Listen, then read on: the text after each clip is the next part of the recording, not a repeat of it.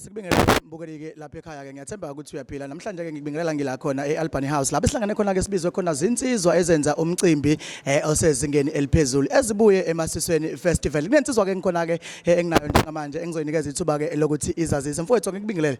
Baba ngibingelele kuwena, ngibingelele nakubabukeli bakho konke indawo la kufinyelela khona lo mbukiso. Mfowethu abantu babona insizwe sencane enentshebe. Mfowethu balo. Igama lami ngumuntu omuhle ngwakamcambi, ngivela kwi-company iziko art company, ngisebenza ke ukwenza i-event azibuye emasisweni cultural event. Alright mfowethu, namhlanje nisibizile ke njengemedia ukuthi akwesifike ke umbukeli ke lapha ekhaya uyayibuza ke sekubona nasey'nkundleni zokuxhumana ukuthi cha bekukhona ke i-media briefing. Namhlanje yini ebenizoyithulela abantu?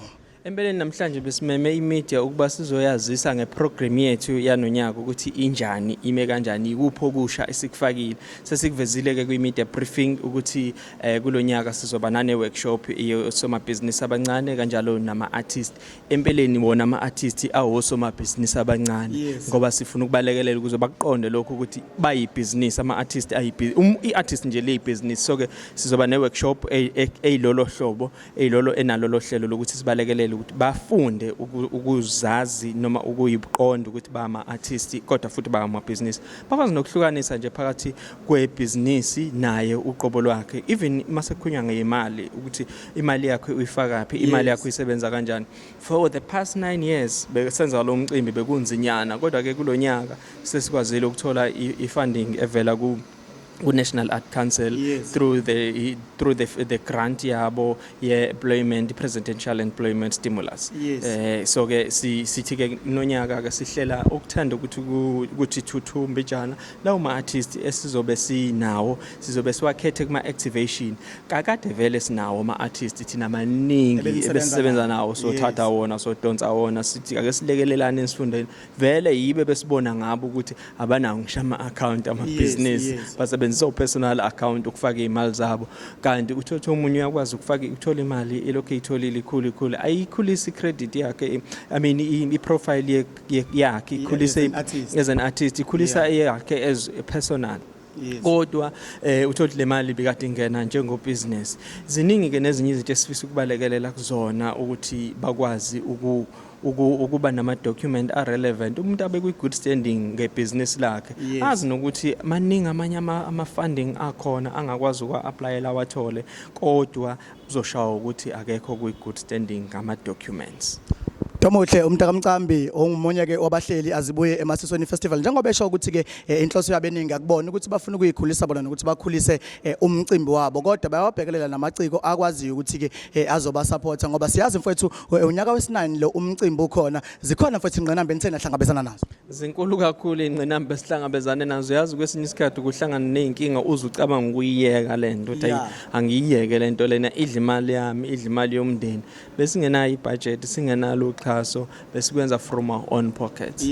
Uthola ukuthi ama-artist maningi kufanele uwakhokhele, maningi o-service provider kufanele ubakhokhele, kunzima kodwa besilokhu sizama. Thola mhlambe abaxhasile baxhase ngama-services amancanyana nje, kodwa saqhubeka saphokophela. Nawe ke namhlanje siyakutshela ukuthi lokho phathiswe khona, lokho nakho ngempela uNkulunkulu ukuthembile ngakho, awuthi ukunyukela ezingeni elingaphezulu, cabange kakhulu, cabange ngaphezudlwana. Ngempela kukhona ungahle ukwenza futhi ungagcina uvule ngisho amathuba omsebenzi. Sikhumbuze mfowethu sesibheke phambili, siyakuzwa konke okuhle okubekayo okuzokwenzeka. Umcimbi unini ukephi nendawo? Azibuye emasisweni cultural event ngeyesi9 isenanda Dam emaphepheteni eFire Sport Ground ekhaya. Yila isiyenza khona. Amathikithi wathola ngamalini? Amathikithi bazowathola nje ngo-R50 esangweni. Alright mfowethu, umbukeli usejahile uyasizwa isikhathi uyeza ukuthi namathikithi awu-R50. Kungabe ukhona umculi ongasihlebela yena ukuthi mhlambe bangamlindela emcimbini? Bakhona abacula abasha abakhulu. Okunye futhi ukuveza ukuthi la sesikuvezile ukuthi ama-ambassadors ethu ale event, uDisaster noLimit esithandile ukuthi ake sizosebenza nabo baba ama-ambassador yale event, bakwazi ukuthi baye phambili nabo, sikhulisane siye phambili ngayo le event nangama-programs esiwenzayo. Alright mfowethu, akwesibanikeze ke indlela mhlambe ke bayabuza, siyazi ukuthi ke kukhona kade bengekho la njengoba kade nisidala usigalulela ukuthi abaculi nizoba selecta kanjani mhlambe ke ake usiphi indlela abangalindela ngayo abaciko ukuthi mhlambe nizowakhetha ngayo ngoba azonifonela alweni hlupha athi umuntu ufuna ukuzoyiveza amaciko nizowakhetha kanjani nizowaqasha nazoyiveza ngabe likhona nithuba likanjalo ama artists azoyiveza cha asinawo kulonyaka sine event nje ne program ephelele emile eqondile abantu abazoba ingxenye yale event abantu abazobe sebeselective kusho ukuthi sizoba nama activation bese selector labo esibabonayo ukuthi bane potential ebese siba nabo kwi program ibona futhi abazophinde ba perform kwi event so lokho ukuthi kuthiwa ngoba i event ayikaqali nani cela ukuperforma cha asinakho kulonyaka sizobe sinabantu okuyibona bona abaqashiwe nje bonke abazobe beyingxenye hayi laba abafuna ukuyiveza uma ufuna ukuyiveza uzoya kwi activation uma ungaphikwanga uma ungaselectwanga kwi activation ayikho futhi into esingayenza nathi sizothatha laba kuyibona abaselective ngoba vele ni number yabantu asifisi ukuthi ibe enkulu ngoba gcina sesixabana nabantu singageqa amakhula singethole kula mthoneke lapho ngalamagobho omhlofana uvumenta abudla amadolo nkathana lamenza yapho zimlaza ngameva yazi ke ingane zakwethu ukuthi ke masenibona yena ku DM sakazo suke seniphathele ke into ekhala kahle ngena kumuntu oyibonga kakhulu ngoba angiyona inkunzi etelephelayo sinezwa ukuthi mhla 26 November siphelele emaphephetheni lapha ngaphansi kwesizwe senkosi ubaba uGwala njengoba simemile ke ubaba uMcambi amazwi akho kuvala mfowethu siphethe angibonga kakhulu abe VIP amathikithi abo bazowathola kuma eitolo labo be VIP kodwa nasangweni bazofika bathola